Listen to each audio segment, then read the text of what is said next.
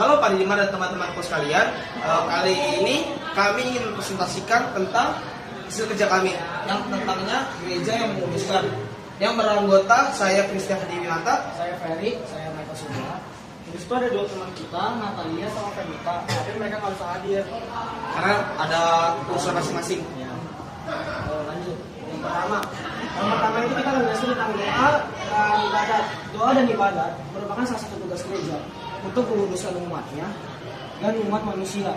Tugas ini disebut sebagai tugas imannya gereja, yaitu Kristus Tuhan iman agung yang dipilih antara manusia menjadikan umat baru. Syarat doa yang baik didoakan dengan hati, berakar, dan bertolak dari pengalaman hidup. Diucapkan dengan rendah hati. Dan ketiga itu ada fungsi doa. Fungsi doa itu mengkomunikasikan diri kita kepada Allah, mempersatukan diri kita kepada Tuhan, mengungkapkan kepercayaan terhadap Tuhan, mengangkat setiap karya kita menjadi karya yang bersifat apostolik dan merasul. Selanjutnya kita akan menjelaskan mengenai devosi.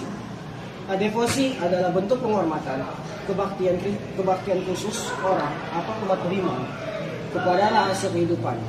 Yesus yang tertentu yang bertujuan untuk semakin menguatkan iman kita kepada Allah dalam diri Yesus Kristus. Habis itu imamat. Imamat itu ada dua, imamat umum dan imamat jabatan. Imamat umum itu bertugas untuk pengurusan, berdoa, menyambut sakramen, memberi kesaksian hidup.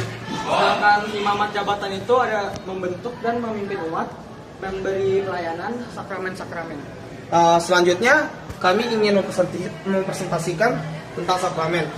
Sakramen itu merupakan liturgi dalam arti yang paling penuh, yaitu sebagai lambang atau simbol adalah melambangkan dan mengungkapkan karya penyelamatan Allah dan pengalaman dasariah manusia yang terselamatkan sakramen, mengungkapkan karya Tuhan yang menyelamatkan sakramen juga meningkatkan dan menjamin mutu hidup kita sebagai orang Kristiani.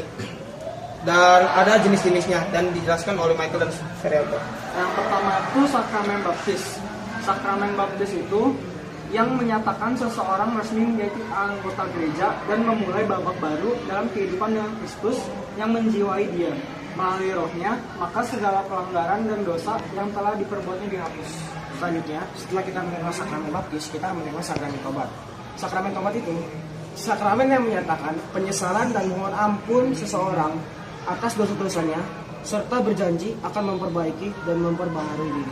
Setelah itu, sakramen ekaristi, sakramen yang merupakan tanda kesatuan kita dengan Allah, yang dinyatakan dalam hosti suci yang kita sambut setiap perayaan ekaristi. Selanjutnya, setelah kita menerima sakramen ekaristi, kita akan menerima sakramen krisma, atau bisa dibilang sakramen penguatan.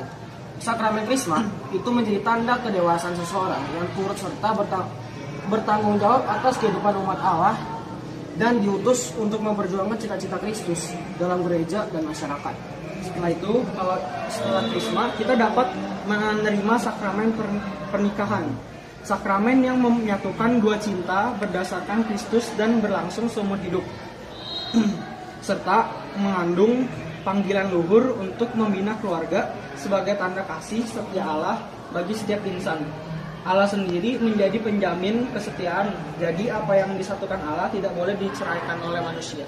Selanjutnya kita akan menerima sakramen ketika kita sedang sakit ataupun sedang sekarat bisa dibilang. Lalu kita ingin menjadi seorang abdi Allah, kita bisa menerima sakramen peminyakan orang sakit. Nah, sakramen itu sakramen yang diberikan pada seseorang yang sakit keras dan menghadapi maut dengan Roh Kudus yang ditandakan dengan minyak agar penderitaannya menjadi lebih serupa dengan Kristus. Setelah itu yang terakhir ada sakramen imamat. Sakramen yang mengesahkan dan melantik para pelayan umat untuk menjadi pewarta abda Allah dan pewarta keselamatan bagi umat manusia. Sekian dari kelompok kami tentang presentasi hasil kerja kami. Sekian dan terima kasih.